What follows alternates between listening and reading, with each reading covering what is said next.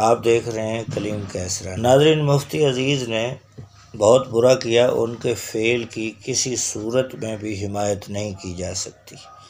ان کے فعل کی جتنی بھی مذمت کی جائے کم ہے۔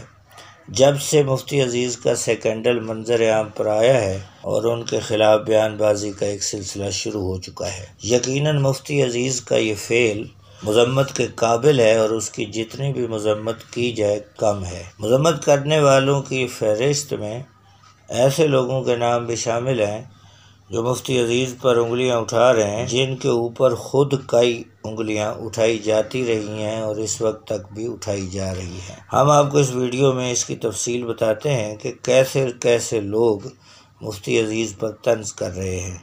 اس سے پہلے نئے دوستوں سے گزارش ہے کہ ہمارے چینل کو سبسکرائب کریں اور بیل آئیکن کو پریس کریں۔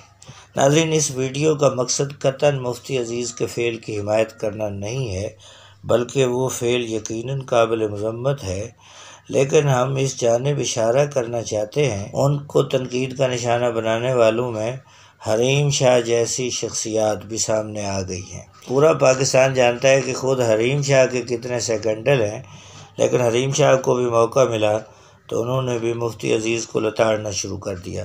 انہوں نے اپنے سوشل میڈیا پر ایک پیغام میں مفتی عزیز کی شدید مذمت کی اور انہوں نے مفتی عزیز کو عبرت ناک سزا دینے کا مطالبہ بھی کیا۔ اس خبر کو دیکھ کر ہمیں وہ ضرب المثل یاد آئی ہے کہ جس میں کہا جاتا ہے کہ چھاچھ تو بولے سو بولے، چھلنی بھی بولے جس میں 7200 چھید۔ حلیم شاہ کو مفتی عزیز پر انگلی اٹھانے سے پہلے یہ دیکھنا چاہیے کہ خود ان کے اوپر کتنی انگلیاں اٹھائی جا رہی ہے۔